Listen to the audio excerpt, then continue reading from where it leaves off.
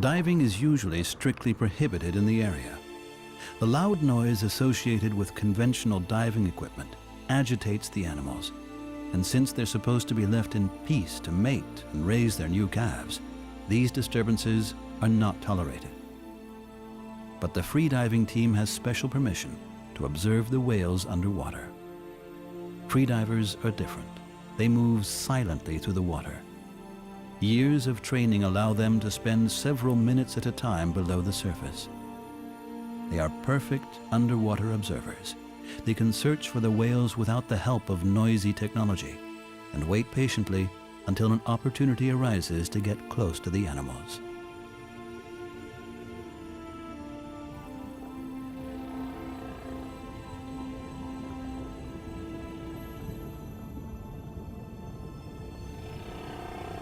But the whales are very alert. Despite the freedivers' utmost care, they soon put an end to their rest period and move on. The good news for the team is that they don't seem to be nervous. They even take the time to investigate the divers. It bodes well for any future encounters.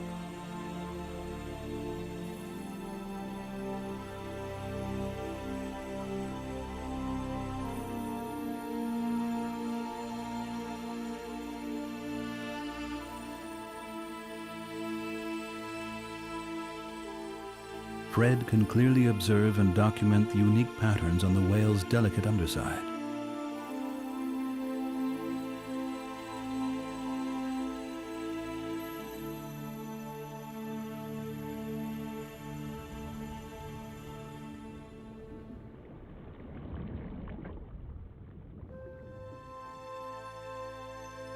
Conditions improve. The weather gradually clears up. But for now, the team's luck has run out. They don't spot any more whales. Fred and Will decide to find out more about the indigenous population who used to hunt whales around the island. Perhaps they can shed some light on the best places to find the whales. They visit the caves in which the original inhabitants lived and from where they would look out for passing whales. The steep cliffs provided not only protection but also a good vantage point to scan the sea. Calm and protected bays allowed them to go out to sea even in rough weather. But reaching the caves is anything but easy and involves traversing difficult terrain.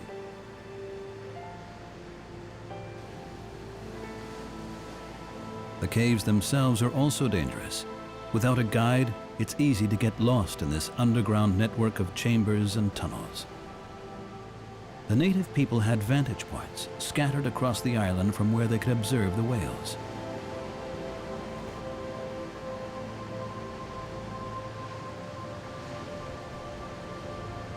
Rurutu's hills reach almost 400 meters above the sea level. There are no sign-posted paths up here. Time for a rest beneath some spectacular stalactites.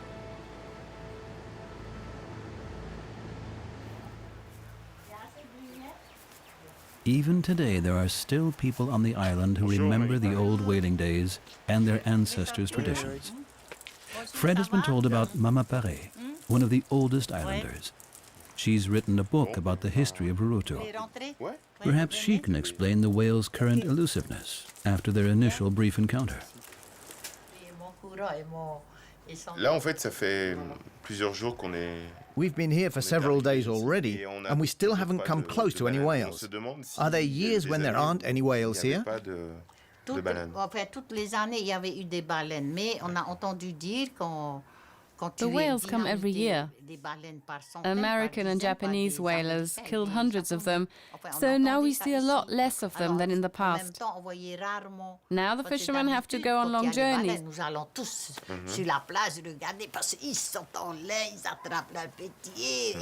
But usually you still see a lot of whales here. They amuse themselves. You can watch them from the beach as they jump out of the water. It's a disadvantage for you since you've not been allowed to hunt whales for years, but the Japanese still kill many. We caught one whale in 1930 and then the last one in 1957. That's over 20 years later. You didn't catch any whales for 20 years. No, not a single one. Do you think that they'll come back soon? There are some around. A few people saw one not long ago. They told us it was a mother with her calf. Fred has also been told about another sign of whale season on Rurutu, and he decides to follow it up. It's the flowering of the whale tree. A fisherman takes Fred to this special tree. Okay.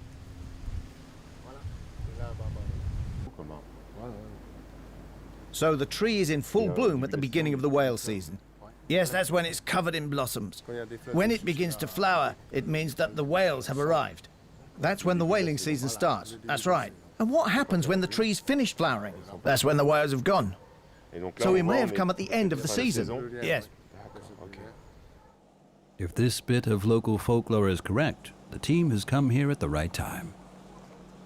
But then there's another setback. Sirens sound an alarm. There's been a fax from Papeete, the capital of Polynesia. It's a tsunami warning. Nobody seems to have concrete information. The team desperately tries to find out more.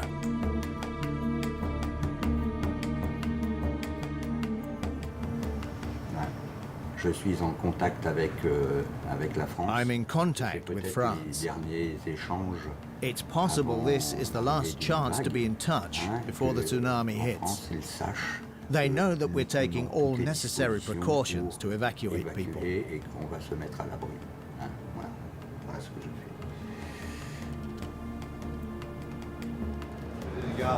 So we stay here until it arrives? I guess. See what it looks like? The island's shoreline is quickly evacuated. Technical equipment is packed and everyone hastily retreats to higher ground.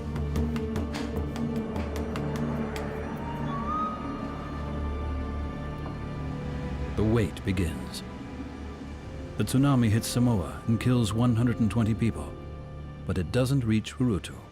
The island has a lucky escape.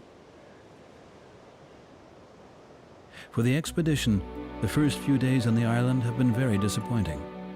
So when a call from Dr. Michael Poole, a humpback whale expert on Moorea, reaches the dive team, they're quick to take up the opportunity. Dr. Poole would be interested to meet them. Moorea is one of the Society Islands, 600 kilometers to the northeast of Rurutu. Its bigger neighbor is Tahiti. It is located right in the heart of the conservation area for marine mammals that was established in 2002. Lush vegetation and high trees cover the island, and imposing volcanic peaks rise up from the sea.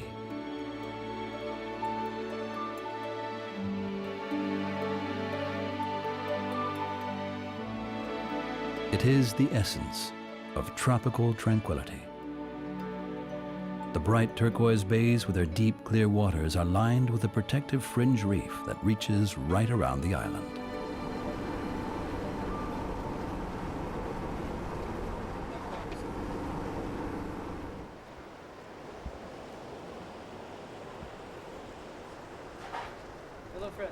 Dr. Poole has been based here for the last 15 years. He's the director of the Marine Mammal Research Program at the Island Research Center and Environmental Observatory. He's one of the driving forces behind the setup of the whale and dolphin sanctuary. Every time we find an answer or partial answer to one question, there are 5 other questions that pop up. And some basic things that we do not know. How do whales navigate? We don't know.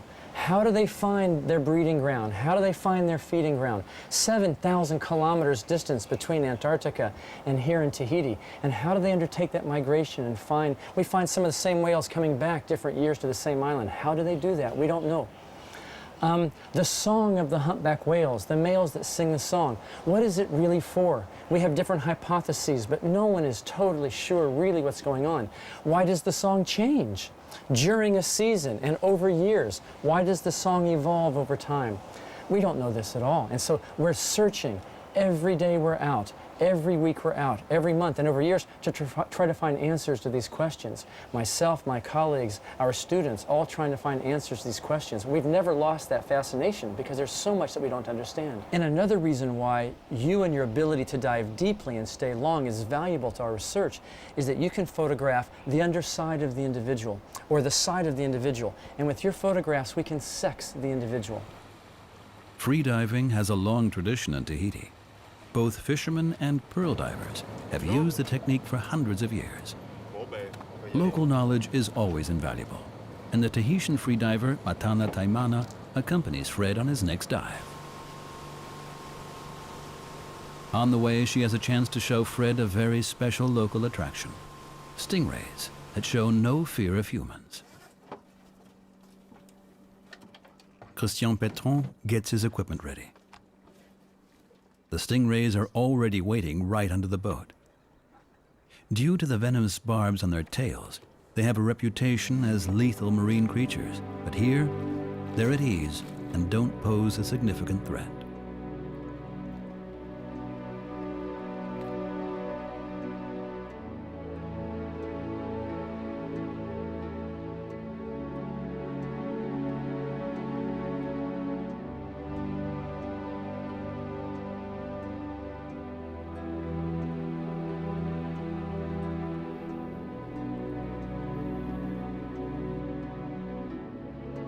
Elegantly gliding through the water, the rays live up to their docile reputation and don't respond nervously to the divers.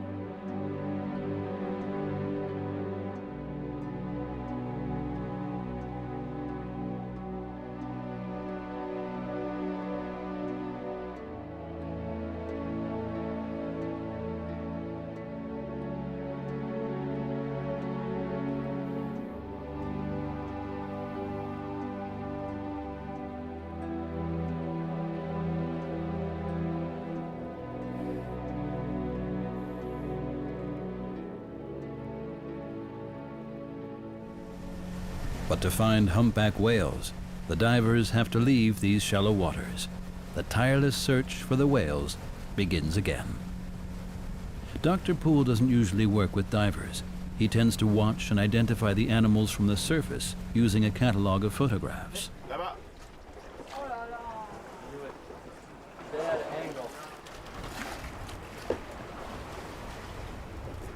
Humpback whales have completely individual tail fins, distinct both in shape and coloration. Occasionally, the whales give spectacular, even acrobatic performances.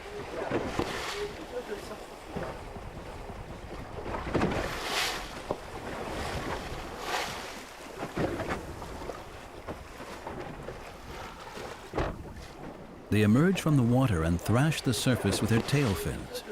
These may be attempts to rid themselves of irritating parasites.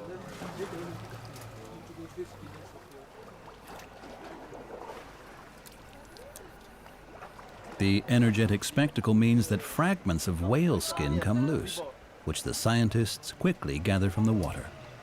It allows them to analyze the animal's DNA. Over time, they can piece together a more and more detailed description of each individual.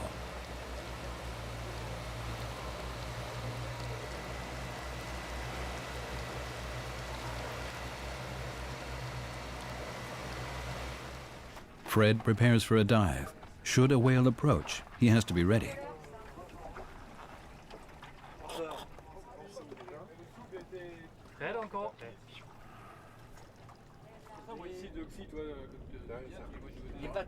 Christian is only too aware that it will take a bit of luck to get the chance to film Fred near the whales.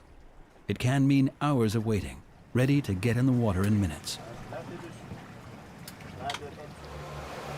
Patience is one of the absolute requirements to make it as a wildlife filmmaker. Then they're in luck. They spot a whale cow with her calf. They seem to be resting near the surface. There's no time to lose.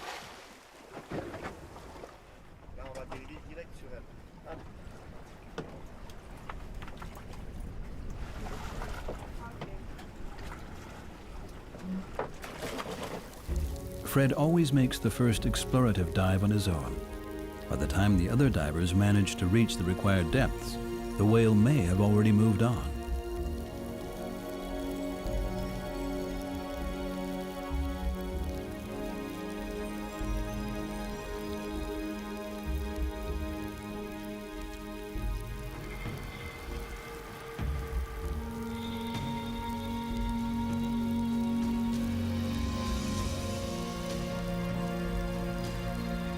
This time, luck is on their side. The whale calf is not at all shy, even playful, while its mother is having a rest further down. It's a one-off chance for a close encounter. The divers have to be very careful. Even a calf's tail fin could wreak havoc. But this intimate meeting of the whale baby and the free diver is over all too soon. The mother eventually intervenes, and the two majestic marine mammals move on.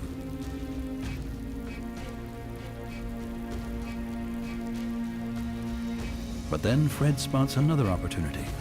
A school of pilot whales passes nearby. For a few minutes, Fred can swim alongside them.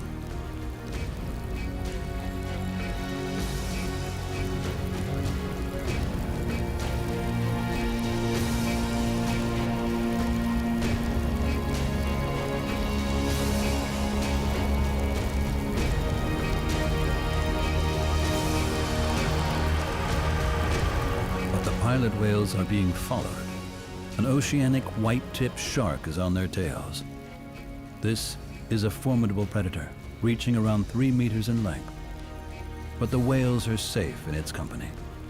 Oceanic white-tipped sharks are often found in the company of pilot whales, although the reason for this association is not fully understood. It's a breathtaking experience for Fred. For a few seconds, a few minutes, I'm really part of the environment as one of the inhabitants of that environment. I try not to bring my human abilities with me, but try really to forget about them, bury them somewhere in my brain, and just being like an animal or part of the area I'm diving. Freediving allows you to do that.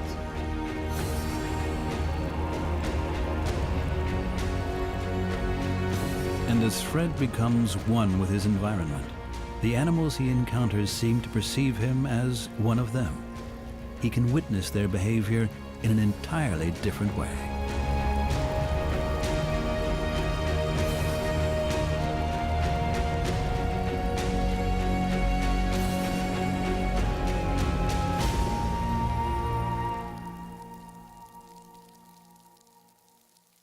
Tracking whales is laborious and time-consuming, but there are some shortcuts. Sometimes it's possible to hear these giants before you see them.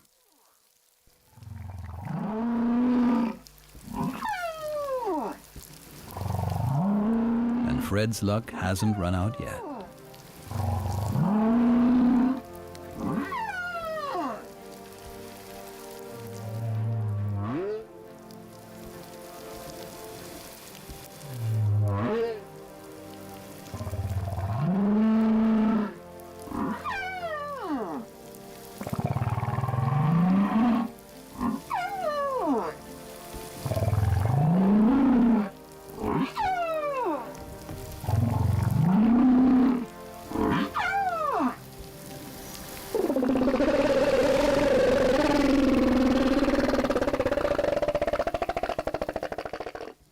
Photographs like these can only be taken underwater.